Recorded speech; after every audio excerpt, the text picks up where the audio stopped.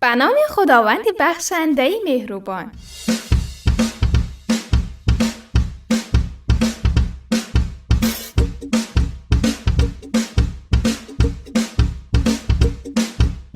سلام علیکم نانی حالای عزیز، حالتان خوب است؟ امیدوارم خوب باشید و همیشه خندان.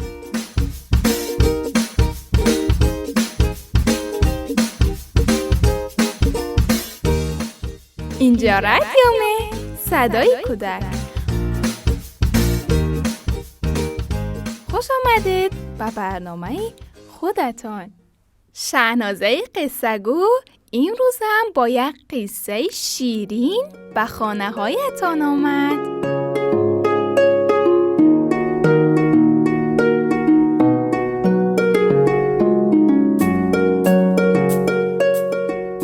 قصه امروزی ما درباره سگی با وفا می باشد.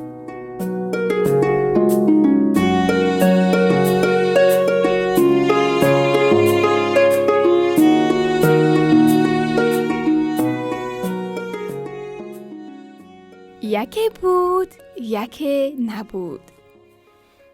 در یک شهری بزرگ یک پسر بچه‌ای زندگی می‌کرد.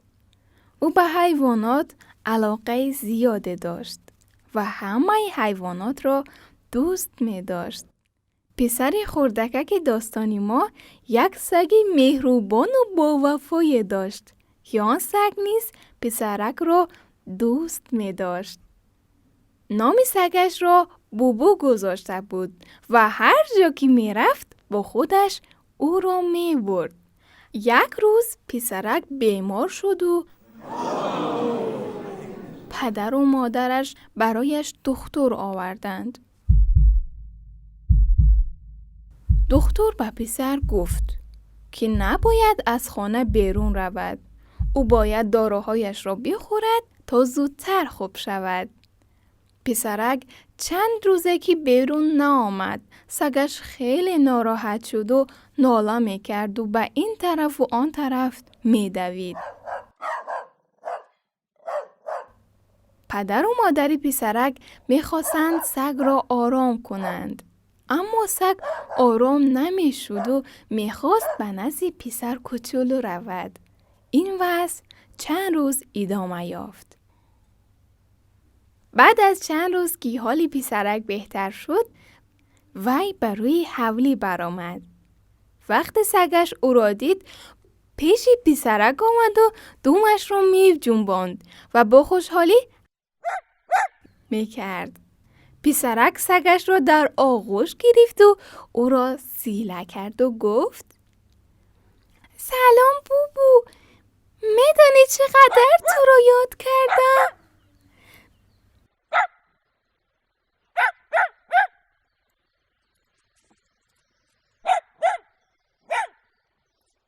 چی تو هم من رو یاد کردی؟ ممنونم که نگرانم بودی. سپس روبروی سگش زانو زد و نشست و گفت: بوبو، من چند روز باید به باغ عمکم بروم، چون دکتر گفت که من به هوای تازه نیاز دارم. گویا سگ حرفهای صاحبش را فهمید که ناراحت شد و بالا و پایین میپرید و نالیش میکرد. گویا میخواست بگوید که من هم میخواهم بروم.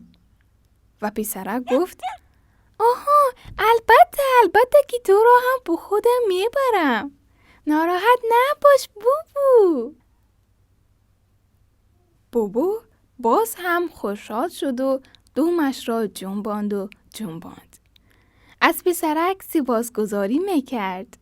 فردای آن روز پسرک با پدر و مادرش به باغ عمکش رفتند و سگش را هم با خود برد. باغ نزدیکی خانه‌شان بود. عموی پسرک در باغش حیوانات زیادی داشت.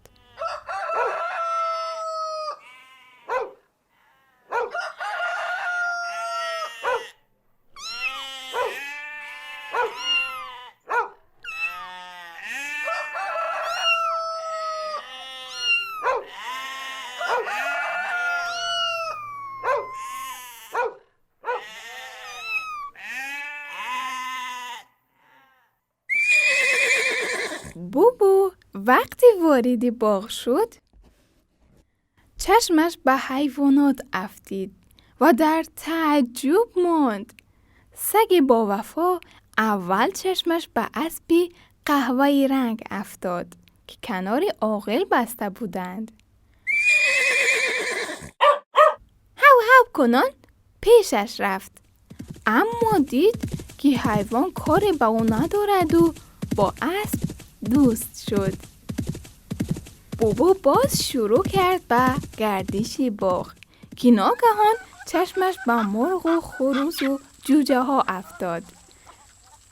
فهمید که آنها از وی می ترسند و از سر راهش کنار می روند. سگ دلش می خواست با مرغ و جوجه هایش دوست بشود و با مهربانی پیش مرغ بزرگ رفت و گفت گف گف، من نمیخواهم با شما آزاری رسانم، من میخواهم با شما دوست باشم. مرغ پرسفید فهمید که او سگی مهربان است. پس اجازت داد جوجه هایش با او بازی کنند. اما در آن باغ چند گربه هم زندگی میکردند که نمیخواستند با بوبو دوست بشوند. مادر گربه ها هر وقت بوبو را میدید بچه هایش از سر راه او دور میکرد و نمیگذاشت با وی بازی کنند. یک روز ناگهان یکی از بچه های گربه پایش لغزید و به جویی که از میانی باغ جاری بود افتاد.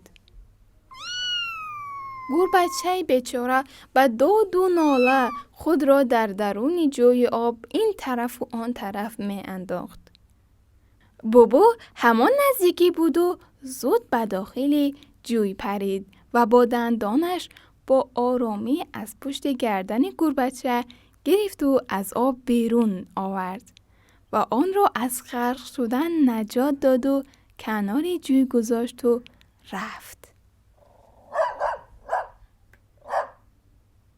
وقتی مادر گربه دید که بوبو بچه‌اش را نجات داد، فهمید که او قصد آزار دادن ندارد.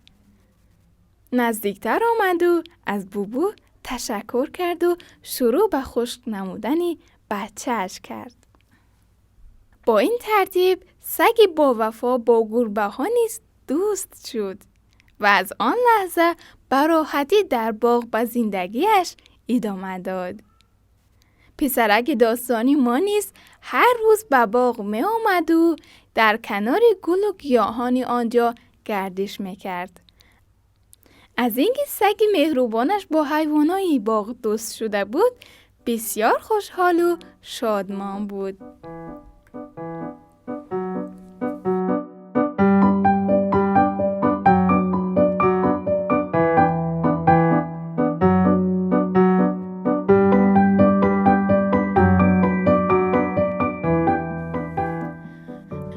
بچه‌های عزیز، امیدوارم از داستان امروزه خوشتان آمده باشد.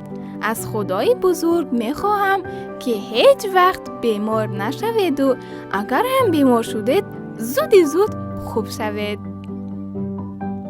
تا داستان و قصه بعدی، خدایار و نگهدار. خدا حافظ.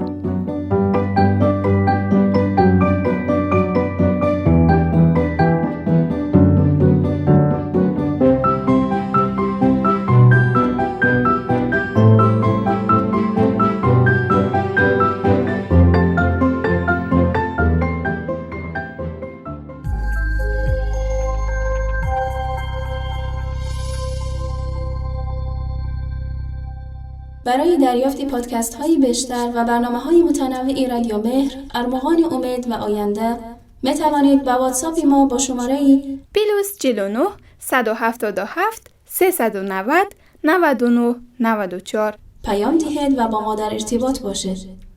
اینچنین در کانال یوتیوب و فیسبوک رادیو مهر